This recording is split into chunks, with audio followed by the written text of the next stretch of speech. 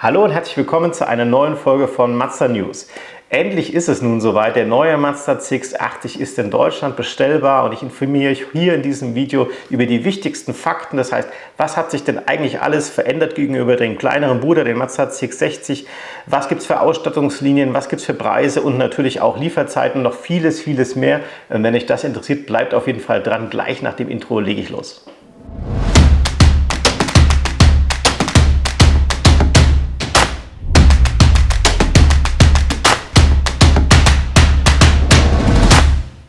So legen wir auch direkt los. Ich habe ziemlich viel für euch vorbereitet. Das Video könnte durchaus ein bisschen länger dauern. Am besten ihr holt euch schon mal was zum Knabbern, ein schönes Getränk und macht es euch bequem.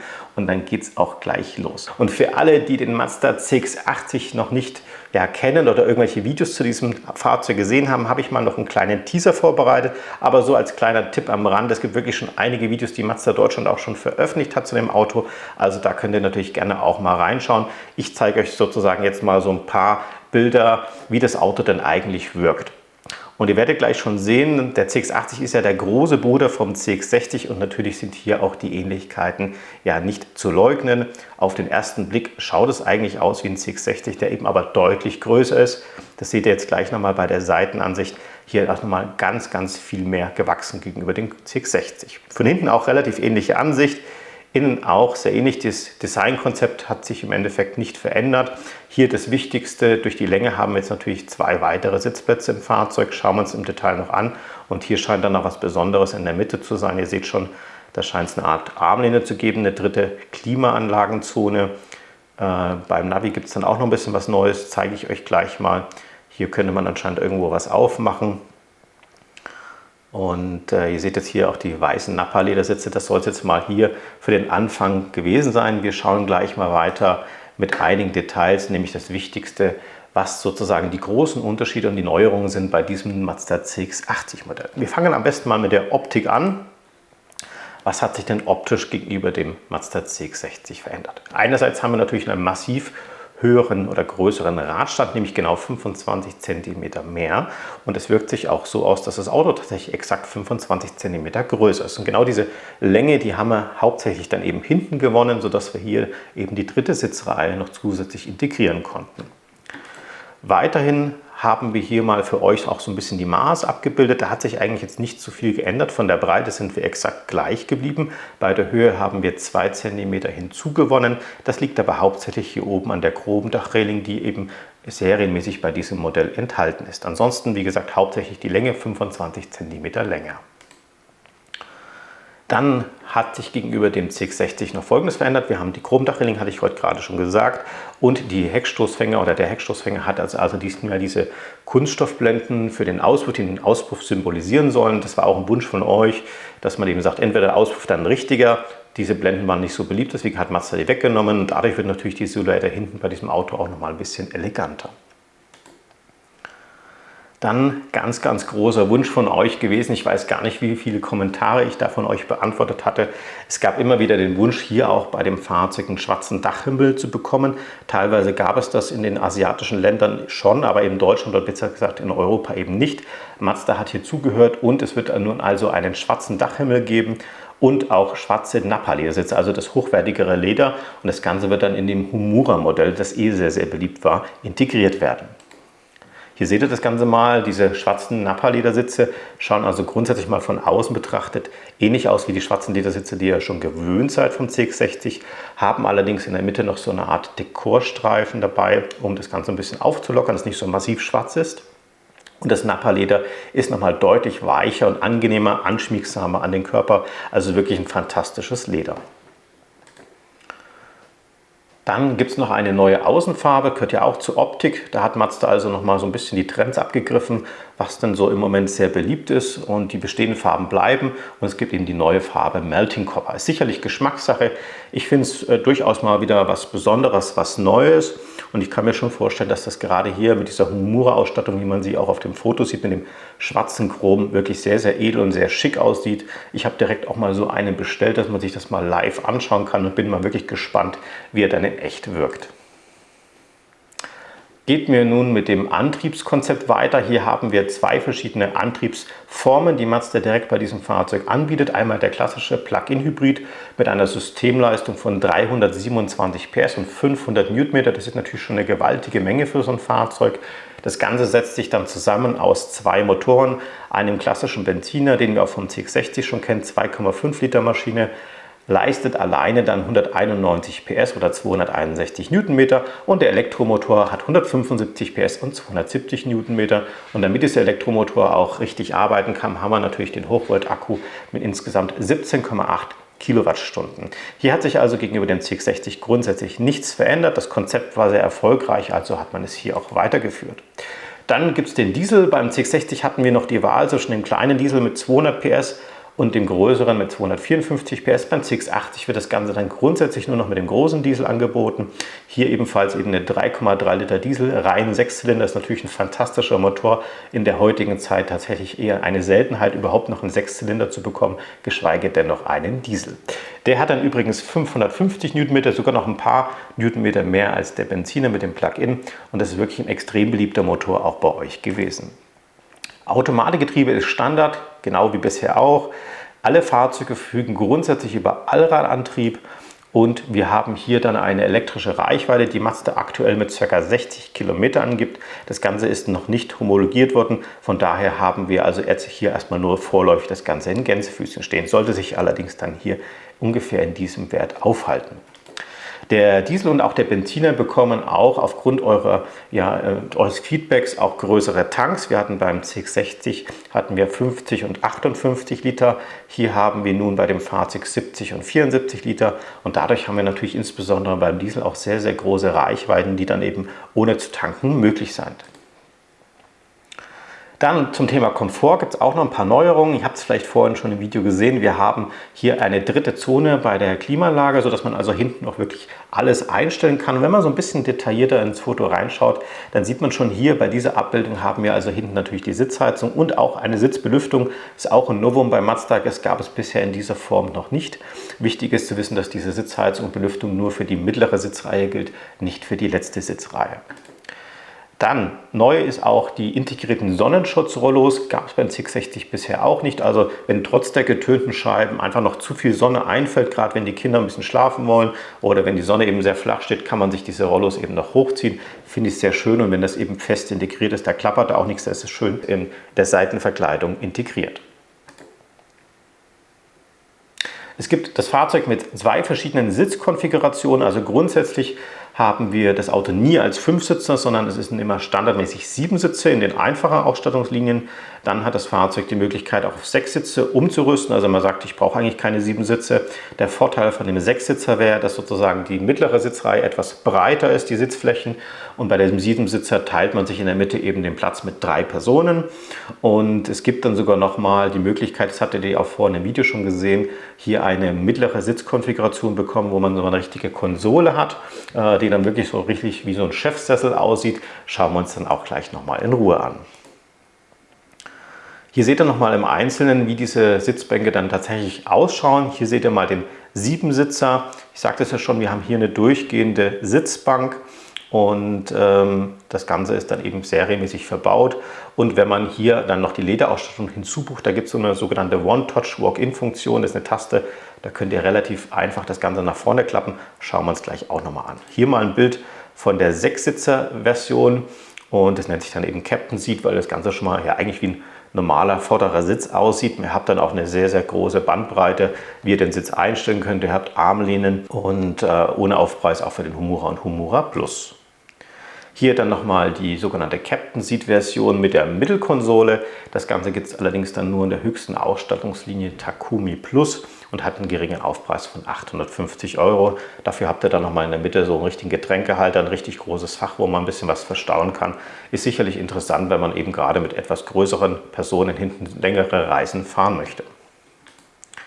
Besonderheiten ist hier auch nochmal, dass diese ganzen Sitze sich in einer relativ großen Bandbreite verstellen lassen. Wir haben insgesamt 12 cm Längsverstellung. Wir haben eine Neigungsverstellung zwischen 15 und 33 Grad. Wichtig ist auch noch zu wissen, die hinterste Sitzreihe, also die dritte Sitzreihe, dann, die man eben flach umklappen kann, ist für Personen bis ca. maximal 1,70 Meter geeignet. Also man kann da durchaus jetzt jemanden wie mich gerade noch so reinpacken, aber wird dann schon merken, dass es eng ist. Das hat man auch schon bei den ersten Videos von Mazda gesehen. Es ist also wirklich eher so eine Art Notsitz, wo man einfach nochmal ja, vielleicht irgendwo mit Verwandtschaft, Bekannten den Trip macht, ohne dass man jetzt mit 2 Autos fahren möchte. Allerdings, wenn man eben größere Personen im Auto hat, dann eher vielleicht kürzere Distanzen. Dann Sitzheizung hatte ich gerade schon gesagt und Sitzbelüftung sind in der mittleren Sitzreihe optional möglich, je nach Ausstattungslinie. Und dann geht es im Endeffekt auch schon weiter, was das Thema Ladevolumen angeht. Hier haben wir natürlich deutlich mehr Länge im Auto, also haben wir auch die Möglichkeit, hier mehr reinzupacken. Das schauen wir uns mal im Detail an. Das sieht man hier, glaube ich, mal ganz gut. Hier seht ihr mal oben die komplette Bestuhlung, also hier wirklich alles aufgestellt. Und hier hättet ihr die Möglichkeit, einfach ganz klassisch wie beim Fünfsitzer die Sitzbank hinten ebenerdig umzuklappen. Dann habt ihr wirklich sehr, sehr viel großen Kofferraum. Das Volumen bewegt sich dann zwischen 566 und 687 Liter. Warum diese Differenz? Das hängt einfach dann daran, je nachdem, wie ihr diesen Sitz verschoben habt, ist er an der vordersten Position, also mit dem wenigsten Beinfreiheit, habt ihr 687 Liter. Fahrt ihr ihn komplett nach hinten, sodass ihr wirklich die Beine schon fast komplett ausstrecken könntet, wären es eben 566 Liter. Und dann gibt es natürlich noch verschiedene andere Kombinationen, beispielsweise eben, wenn man was sehr Langes einlädt. Das wäre natürlich dann hier trotzdem möglich, zum Beispiel in dieser Konfiguration mit insgesamt 6 Personen zu fahren. Oder wenn ihr wirklich jetzt massig reinpacken wollt, dann könnt ihr natürlich auch alles umklappen. Insgesamt bei voll umgeklappter Rückbank oder Rückbänke, muss man jetzt sagen, wären dann insgesamt knapp 2000 Liter zur Verfügung. Hier seht ihr das Ganze auch nochmal im Vergleich zum CX-60. Und grundsätzlich mal mit den 2 Sitzreihen bewegen wir uns selbst in dem auf Anschlag gestellten Sitzen ungefähr auf dem Niveau eines CX-60, könnten allerdings mehr Kofferraum noch dazu packen, wenn man eben ungefähr das Beinniveau vom CX-60 dann auch beim CX-80 einstellt. Hat man alle Sitze in Benutzung, merkt man natürlich, schrumpft das Volumen auf 258 Liter runter. Immer noch so, dass man hier durchaus noch einiges reinpacken kann, aber wie gesagt schon ein kompletter Urlaub, da ist dann einfach zu wenig Platz, da müsste man dann schon eine Dachbox oder einen Hänger dabei haben. Im Vergleich zum voll umgelegten CX-60 haben wir jetzt hier einen Plus von ungefähr 250 Liter. Das ist wie gesagt ungefähr dieses Volumen, was dann hinter der letzten Sitzreihe noch vorhanden ist. Weiter diese sogenannte One-Touch Walk-In-Funktion, also bisher musste man immer noch irgendwelche Hebel ziehen und irgendwas nach vorne schieben, um hinten einsteigen zu können bei diesen Fahrzeugen.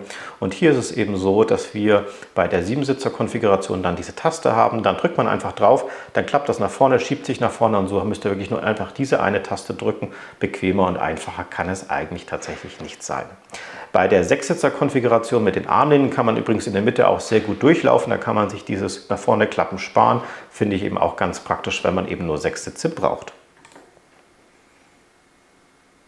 Ein weiteres Novum ist die sogenannte Hybrid-Navigation und der Begriff, der klingt so ein bisschen schwammig. Was bedeutet das jetzt konkret? Und zwar haben wir hier eben eine Mischung aus einem fest installierten Navigationssystem mit Kartendaten, die im Fahrzeug fest installiert sind, allerdings mit den Vorteilen eines Online-Systems. Das heißt, wir haben hier einerseits Echtzeit-Verkehrsinformationen, das heißt, ihr habt immer die aktuellsten Staudaten und Verkehrsflussdichten auf eurem Navigationssystem vorhanden. Diese Ziele können dann auch theoretisch von eurem Smartphone an das Fahrzeug gesendet werden, wie ihr das bisher auch schon gewöhnt seid über eure My Mazda App. Zusätzlich habt ihr die Möglichkeit, auch das Kartenmaterial nun over the air, sagt man, also übers Internet herunterzuladen, durch einfach einen Klick im System selber. Ihr müsst also dann nicht irgendwelche SD-Karten mehr aktualisieren, wie es bisher notwendig war. Wir haben eine erhöhte Dichte von weiteren interessanten Punkten, also viel, viel mehr als bisher, diese sogenannten Point of Interest. Damit meine ich jetzt zum Beispiel irgendwelche Sehenswürdigkeiten und da eben auch noch viel, viel mehr Informationen, als es bisher vorhanden war. Und das Tolle an dieser ganzen Sache ist, dass alles, was ich euch da gerade gesagt habe, komplett ohne irgendwelche Abos oder Kosten funktioniert, sondern wirklich für alle Mazda-Nutzer kostenlos zur Verfügung steht. Ein weiteres Novum ist der neue Alexa Sprachassistent. Mazda hat sich hier also auch eine Kooperation mit Amazon bemüht. Das ist natürlich eine klasse Sache, weil es sich eben auch extrem durchgesetzt hat bei euch. Alexa habt ihr vielleicht auch schon bei diversen Geräten zu Hause. Die könnt ihr natürlich dann sogar mit dieser Sprachbedienung im Auto steuern. Natürlich auch irgendwelche Musikdienste, die ihr im Fahrzeug habt, Wettervorhersage, ihr könnt theoretisch Sachen einkaufen. Viel wichtiger für mich eher, man kann Sachen in der Klimaanlage einstellen, was bisher nicht möglich war, Temperatur zum Beispiel, Luftstrom und so weiter. Und natürlich die Klassiker wie Telefone, Anrufe oder auch das Navigationssystem lassen sich natürlich auch alles dann mit Alexa steuern. Da freue ich mich also wirklich drauf, dass Mazda sich hier für Amazon entschieden hat, denn da weiß man wirklich, dass da auch irgendeine große Firma mit viel Power dahinter steckt. Im Vergleich zu den zwei anderen genannten Sachen durchaus nicht ganz so relevant, aber durchaus schon wichtig in der heutigen Zeit. Wir haben dann auch für die dritte Sitzreihe hinten noch USB-C-Anschlüsse, also nicht nur für die zweite Sitzreihe, falls hinten auch noch irgendwelche Kinder mit Strom in den Smartphones versorgt werden müssen. Kein Problem, sind dann hinten auch in den Seiten vorhanden und kann man sein Kabel dann einfach anstecken. Bei der Sicherheit hat sich beim CX-80 allerdings auch einiges getan. Stichwort neue serienmäßige Assistenzsysteme. Das muss man in zwei Teile untergliedern. Es gibt tatsächlich neue, verbesserte Assistenzsysteme und es gibt auch neue Systeme, die serienmäßig jetzt vorhanden sind, die vorher eben aufpreispflichtig waren. Das Zweite hängt damit zusammen, dass es auch zwischendurch jetzt eine gesetzliche Veränderung gab, die sogenannten GSR. Da haben wir euch schon umfangreich mit Videos versorgt, verlinke ich euch mal da oben. Hier geht es im Endeffekt darum, dass bestimmte Sicherheitssysteme nun serienmäßig im Fahrzeug enthalten sein müssen. Aber fangen wir mal ganz kurz von oben an. Wir haben ein optimiertes Smart Brake Support System, also einen Front-Kollisionsvermeidungsassistent, ein gigantisches Wort. Zeige ich euch gleich nochmal im Detail, was sich da geändert hat. Dann haben wir ein Emergency Lean Keep Assist, also ein Spurhalte-Kollisionsvermeidungsassistent mit dabei. Auch den zeige ich euch. Neu hinzugekommen ist nicht nur eben dieses Türöffnungs-Warnkonzept, wenn jemand hinten gerade am Auto vorbeifährt, dass man beim Türöffnen aufpasst, sondern ihr werdet hier eben auch nochmal zusätzlich informiert, doch dran zu denken, hinten nochmal nachzuschauen, nicht, dass da irgendwelche Handtaschen liegen oder sowas in der Art, damit hier eben die Gefahr geborgen ist, dass sozusagen da irgendwas vergessen wird. Dann haben wir den sogenannten Aufmerksamkeitsassistent, der bisher schon vorhanden war, der nun allerdings serienmäßig ist. Die Frontüberwachung für den Querverkehr ist nun auch serienmäßig, war bisher aufpreispflichtig beim CX-60. Und dann haben wir noch die sogenannten Rear-Systeme, also sozusagen die Querassistenz, Bremssystem, Notbremsassistente im hinteren Querverkehr. Und auch die sind nun serienmäßig. Lasst uns nun mal die zwei oberen etwas näher anschauen. Der sogenannte Frontkollisionsvermeidungsassistent. Hier hat man unten mal das Ganze als Grafik dargestellt. Ich glaube, da kann man sich das ganz gut vorstellen. Also wenn jetzt zum Beispiel jemand euch entgegenkommt, der eben aufgrund von Ablenkung, Übermüdung die Spur verlässt und auf euch zufährt, ohne dass ihr die Spur verändert, dann wird dieses Auto das erkennen und eine Notbremsung einleiten. Das war eben bisher nicht abgedeckt von den bestehenden Systemen. Finde ich auf jeden Fall sinnvoll, kann natürlich immer passieren, ist eine sehr, sehr brenzliche Situation und wenn dann zumindest euer Auto schon mal die Geschwindigkeit reduziert und abbremst, ist hier auch dieses Gefahr einer starken Kollision einfach schon mal ein bisschen reduziert. Dann haben wir den sogenannten Spurhalte-Kollisionsvermeidungsassistent. Hier ist es nun so, wenn ihr eben die Spur verlasst und das Auto registriert, dass da ein Auto entgegenkommt. Und auch hier wird dann durch Lenkeingriff das Fahrzeug versuchen, euch wieder in die ursprüngliche Spur zurückzubringen. Also sozusagen ein missglückter Überholversuch, könnte man sich das, glaube ich, ganz gut vorstellen. Und auch hier an der Grafik kann sich, glaube ich, jeder ein bisschen bildhaft klar machen, worum es hier eigentlich geht. Finde ich auch ein sehr, sehr sinnvolles Sicherheitssystem. Dann haben wir auch noch ganz interessant eine neue Kameraansicht für den Anhängerbetrieb. Schauen wir uns auch mal im Detail an, wie das dann ausschauen wird. Ihr seht schon hier, man kann dann in diesem 360-Grad-Kamerasystem speziell für den Hänger einen Modus aktivieren, bei dem ihr den Kugelkopf und natürlich auch die Deichselform im Anhänger besonders gut sehen könnt, auch mit Abstandsmarkern. Das erleichtert euch dann hinterher natürlich nochmal so, dass das selbstständige Ankuppeln von dem Anhänger braucht dann keinen Einweiser mehr. Ist sicherlich ein interessantes Goodie, was Mazda hier noch hinzugefügt hat. Das Ganze ist dann aufpreispflichtig in diesem 360-Grad-Kamerasystem dabei. Ihr braucht also dazu dieses sogenannte Convenience and Sound Paket. Jetzt lasst uns gleich mal über die Ausstattungslinien sprechen, denn ich hatte gerade schon so ein bisschen mit irgendwelchen Paketen rumhantiert und wir haben hier auch verschiedenste Linien. Allerdings hat man das ein bisschen anders strukturiert, als es bisher beim Mazda CX-60 der Fall war. Wir steigen hier nicht mit einer Primeline-Ausstattungslinie an, sondern grundsätzlich bei so einem großen Auto gleich mal mit der Exklusivline-Variante, also sozusagen die mittlere Linie, die es beim CX-60 war. Und hier haben wir tatsächlich schon ein komplett voll ausgestattetes Auto meiner Meinung nach. Da fehlt es nur den wenigsten Kunden an irgendwelchen Details. Ich lese euch das jetzt hier auch nicht alles einzeln vor. Ihr könnt ja gerne mal auf Pause drücken und euch das dann selber in Ruhe durchlesen. Aber nur also als Information, wir haben schon 20 Zoll Felgen dabei, Head-Up-Display, Lenkradheizung, Sitzheizung, 2-Zonen-Klimaautomatik, großes Navi mit Live-Daten und allem Pipapo, Sprachassistent hat man, 7 Sitze sind dabei, also wirklich schon ein sehr, sehr schickes und gut ausgestattetes Auto. Hier unten habe ich euch mal die Preise hingeschrieben. Der Plug-in, der startet bei 55.350 Euro, der Diesel dann bei 59.050. Ich zeige euch nachher allerdings auch noch mal eine kleine Übersicht. Natürlich ist das nicht das Ende der Fahnenstange, sondern ihr könnt euch auch noch ein paar Extras dazu buchen, wie zum Beispiel das bekannte Panoramadach, hier für 1.300 Euro dazu buchbar. Dann gibt es noch ein sogenanntes Komfort- und Lederpaket, denn der Exclusive Line hat serienmäßig erstmal Stoffsitze. Da bekommt ihr natürlich, wie man das vom Namen schon erwartet, einmal Lederausstattung in Schwarz dazu. Dann haben wir natürlich auch mit Leder immer eine elektrische Sitzverstellung, die dann 10-fach verstellbar ist. Und beim Leder eine Sitzbelüftung plus Sitzheizung für die zweite Sitzreihe, also für hinten auch noch mit dabei. Was natürlich ganz schön ist, wenn man hinten zum Beispiel mit größeren Kindern oder Erwachsenen fährt. Hinzugefügt wurde dann hier auch schon eine Version des Driver Personalization Systems, allerdings hier noch in einer etwas kleineren Variante. Es gibt dann noch mal eine größere Variante, wo dann auch das Lenkrad mit elektrisch gesteuert werden kann. Aber hier eben schon sehr, sehr viel, was sich dann mit Gesichtserkennung steuern lässt. Das heißt, ihr steigt ein, euer Gesicht wird erkannt und das Auto wird sozusagen eure Einstellung, euer Setup komplett übernehmen. Natürlich Spiegel, Head-Up-Display, aber natürlich auch Klimaautomatik, Soundsystem, eure Klangwünsche, die ihr eben fest einprogrammiert habt, werden automatisch aufgerufen. Das spart enorm Zeit und natürlich auch ein bisschen Nerven. Dann haben wir diese One-Touch-Einstiegshilfe, die ja immer mit Leder dabei war, und dann diese sogenannte Bordsteinfunktion für die Außenspiegel, wenn man eben rückwärts fährt. Die finde ich eigentlich auch ganz praktisch, dass man das ein bisschen besser einschätzen kann, wobei natürlich diese Kamerasysteme teilweise dann wirklich auch schon so gut sind, dass man das eben sehr schön abschätzen kann. Dann habe ich noch ein weiteres Paket für euch, das sehr beliebt war, das sogenannte Convenience- und Sound-Paket. Da sind einige sehr reizvolle Sachen dabei oder die das Leben ein bisschen einfacher machen. Und ihr seht schon an der Bilddarstellung, man hat eine elektrische Heckklappe mit Fußsteuerung. Die gab es beim Plug-in bisher schon beim CX-60, allerdings nicht beim Diesel. Jetzt haben es beide Motoren. Also wenn ihr die Hände komplett voll habt mit Gepäck oder anderen Dingen, einfach mit dem Fuß einen Wink machen, schon geht die Heckklappe auf. Super praktische Sache. Dann haben wir die abgedunkelten Seiten- und Heckscheiben. Natürlich gerade für den Sommer wichtig, dass die Wärme ein bisschen länger draußen bleibt. Dann haben wir natürlich noch dieses sehr, sehr beliebte Kamerakonzept von Mazda mit insgesamt 4 Kamerasystemen, also vorne, hinten und an den Seiten jeweils.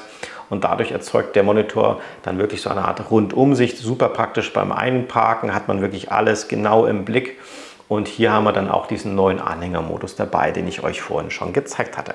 Sehr beliebt ist auch die sogenannte 230 Volt Steckdose, die sich dann in der mittleren Reihe befinden wird. Damit kann man zum Beispiel beim Fahren direkt mal den E-Bike-Akku laden oder weiß was ich, einen Laptop noch. Das sind so die gängigen Dinge. Und beim Plug-in speziell im Kofferraum dann nochmal eine richtig starke Steckdose. Das ist kein Tippfehler, wirklich 1500 Watt. Gerade wenn man irgendwie angeln will oder Camping noch ein bisschen Strom braucht, das versorgt dann hier das ganze System aus dem Hochvolt-Akku, also wirklich auch eine tolle Sache. Natürlich für die Klangliebhaber und Musikliebhaber haben wir hier ein Bose Soundsystem mit drin, mit 12 Lautsprechern, Subwoofer dabei. Also wirklich ein sehr, sehr feiner Klang, könnt ihr gerne mal ausprobieren mit einer schönen Musik. Da merkt ihr wirklich auch den Unterschied zum normalen Soundsystem. Und was noch dazu zusätzlich hinzugekommen ist, das sogenannte induktive Laden für Smartphones. Also einfach Handy vorne in die Ladeschale reinlegen, wird gleichzeitig geladen. Natürlich auch sehr, sehr angenehm. Wir schauen mal weiter. Hier noch das Bild von der Anhängerkupplung. Und dann gibt es noch ein weiteres Paket, das nennt sich Driver Assistance Paket. Hier haben wir dann ein hochwertigeres Lichtkonzept. Standardmäßig haben wir natürlich schon Voll-LED-Scheinwerfer. Hier wird das System dann durch weitere Segmente, nämlich insgesamt 40 Segmente, erweitert. Ihr müsst euch das so vorstellen, dass ihr sozusagen nicht nur einen Lichtstrahl habt, sondern eben 40 winzig kleine Lichtstrahlen, die zusammen ein homogenes Licht erzeugen, die allerdings einzeln gesteuert werden können. Das heißt, wenn ein Auto vor euch fährt oder euch entgegenkommt, werden diese Lichtsegmente, in denen sich dieser Pkw befindet, eben abgedimmt, sodass niemand geblendet wird. Aber drumherum um den Pkw oder das andere Fahrzeug bleibt das Licht eben bombenhell und so habt ihr natürlich nachts eine viel, viel bessere Ausleuchtung, könnt irgendwelche Radfahrer deutlich besser erkennen und habt diesen Hell-Dunkel-Kontrast nicht mehr so stark, wie es bei manchen Autos dann eben der Fall ist. Dann kommt auch noch der sogenannte Geschwindigkeitsradar dazu, also dieser adaptive Tempomat, der eben mitbremst, mitlenkt und so weiter, der jetzt hier eben auch dann serienmäßig in diesem Paket enthalten ist. Und dann haben wir noch den automatisch abblendbaren Innen- und Außenspiegel auf der Fahrerseite, der je nach Lichtanfall dann auch das Ganze dimmt, dass ihr nicht zu schnell geblendet werdet. Also sicherlich auch ein sehr, sehr schönes Konzept und für 1.450 € zusammen mit dem Matrix-Licht sicherlich auch ein sehr, sehr fairer Preis. Es gibt natürlich dann immer noch auch höhere Ausstattungslinien, die dann eben teilweise auf den Paketen, die ich euch gerade genannt habe, schon basieren. Und hier haben wir dann eben den Homura, der eben schon serienmäßig dieses Matrix-Lichtsystem integriert hat. Hat hier als sportliche Linie von Mazda auch grundsätzlich eher so außen so ein schwarzes Farbkonzept. Man kann das hier vielleicht ein bisschen erkennen. Hier diese Chrom, der normalerweise eben typischen Chromoptik hat, ist jetzt hier eher schwarz gestaltet. Wir haben schwarze Alufelgen, schwarze Außenspiegelkappen und auch noch an weiteren Details werdet ihr das sehen. Wir haben dann dieses neue Nappa-Leder auch in schwarz integriert. Wir haben den schwarzen Dachhimmel, den ihr euch so sehr gewünscht habt, und innen drin auch nochmal ein neues Innenraumkonzept. Da hat euch diese bisherige Alu-Optik nicht so sehr gefallen, da hat Mazda nochmal dran gearbeitet und hat das so ein bisschen wie innen so schwarz gebürstet gemacht. Also auf den Fotos schaut es wirklich klasse aus. Da freut mich auch, dass Mazda hier nochmal dran weitergearbeitet hat. Ansonsten im Detail gehe ich da jetzt gar nicht mehr so dabei rein. Wir haben dieses Komfortpaket mit der Lederausstattung hier serienmäßig dabei und das Driver Assistance Paket, was ich euch gerade genannt habe, ist auch schon hier serienmäßig. Preise habe ich unten hingeschrieben. Hier sind wir dann bei 62.200 für den Plug-in und beim Diesel bei 65.900 Euro. Dann gibt es den Takumi, das ist sozusagen unsere Premium-Linie im Sinne von Optik, das heißt sehr helle Innenausstattung, sehr loftig das Ganze und das ist es auch weiterhin. Das heißt, wir haben hier den typischen Chromgrill, von den Felgen haben wir hier so eine Art Diamant poliert, wie man es auch ähnlich in der Zwischenzeit schon kannte. Bisher war es allerdings schwarz Diamant poliert, jetzt ist es eher so ein Anthrazit-Diamant poliert. Und natürlich auch nochmal deutlich mehr edle Optik innen drin, dann das helle Leder grundsätzlich. Mazda nennt das jetzt hier weiß, es ist kein Knallweiß, es ist eher so ein Off-White. Und wir haben dann auch sogar echte Echtholz-Applikationen im Fahrzeug, also wirklich Ahorn. Und das ist natürlich heute auch wieder so ein Trend, dass man ein bisschen mehr Natur im Fahrzeug hat. Bei diesem Modell haben wir dann ebenfalls auch die elektrische Lenkradeinstellung mit dabei und natürlich wieder alle Pakete, die ich euch vorhin auch schon genannt hatte. Hier könnt ihr dann noch zusätzlich bei beiden Modellen das Convenience- und Sound-Paket dazu buchen. Das ist tatsächlich jetzt noch nicht Standard. Und zwar da eben mit dieser elektrischen Heckklappe, mit einem 360-Grad-Kamerasystem. Also da ist praktisch alles gleich geblieben. Das hat auch den gleichen Aufpreis. Hier nur so als Tipp, falls ihr euch wundert, warum die eben unterschiedliche Aufpreise haben, bei dem Exclusive Line auch. Es liegt eben daran, dass bei dem Plug-in es nur diese 1500 Watt Steckdose gibt und beim Diesel eben nicht. Deswegen ist der Aufpreis beim Diesel etwas geringer. Hier seht ihr nochmal das Panoramaschiebedach und hier ein Oder. Und jetzt muss man ein bisschen dazu erklären, warum das der Fall ist. Und zwar ist es so, Mazda hatte bisher sozusagen die Spitze beim Homura und beim Takumi. Es ging nicht mehr höher. Und ihr werdet gleich sehen, es gibt jetzt sozusagen auch nochmal eine Homura Plus und ein Takumi Plus. Und deswegen haben sie sozusagen jetzt hier bei dem normalen Modell keine Vollausstattung kombinierbar gemacht. Das heißt, ihr könnt das nicht Convenience Sound und Paket und Panoramadach gleichzeitig nehmen, denn wenn man das gleichzeitig nimmt, dann heißt das Auto Homura Plus oder eben Takumi Plus. Es ist dann sozusagen ein voll ausgestatteter CX-80. Und warum hat Mazda das gemacht? Sie sagen, okay, wir wollen den Kunden belohnen, der hier wirklich alles reinpackt, was nur irgendwie möglich war. Und dadurch ergibt sich auch nochmal aufgrund wahrscheinlich besserer Produktionsplanungen ein Preisvorteil von 400 Euro, den euch Mazda hier weitergibt, wenn ihr wirklich das Panoramadach und das Convenience- und Soundpaket mit dazu nimmt. Und dann heißt euer Auto eben nicht Homura, sondern eben Homura Plus und ist dann eben absolut voll ausgestattet. Preis habe ich euch wieder hingeschrieben, 65.900 für den Plug-in und den Diesel 69.350. Da sind sie beide übrigens mittlerweile gleich. Beim CX-60 war es nur so, da gab es einen Preisunterschied. Aber da die Ausstattungslinien nun wirklich komplett gleichgezogen wurden zwischen den Homura und Takumi-Linie durch das Nappa-Leder und so weiter, hat man hier auch absolute Preisgleichheit. Hier nochmal die Möglichkeit beim Takumi Plus diesen sogenannten diesen Captain Seat mit der Mittelkonsole zu buchen. Das gibt es tatsächlich nur beim Takumi Plus. Ich finde, das passt auch so ein bisschen zum Konzept, eher so das edle, Chauffeurartige. Und da hat man hier, wie man sehen kann, auch nochmal zwei Getränkefächer, hat nochmal ein richtiges Mittelkonsolenfach, wo es sehr weit in die Tiefe gehen soll, um einfach noch ein paar Dinge zu verstauen. Das Ganze hätte dann einen Aufpreis von 850 Euro. Normalerweise wäre dann in der Mitte eben gar nichts und ihr könntet dann eben da durchlaufen, was natürlich dann hier eben nicht mehr möglich ist. Hier nochmal die Farben, da hat sich grundsätzlich zum CX-60 auch nicht viel geändert.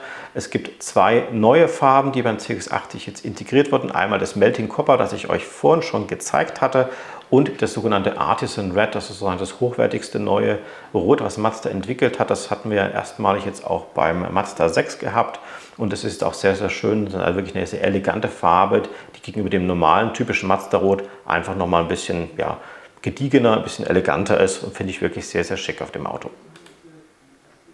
Hier das Ganze nochmal für euch in der Übersicht. Sehr, sehr viele Informationen.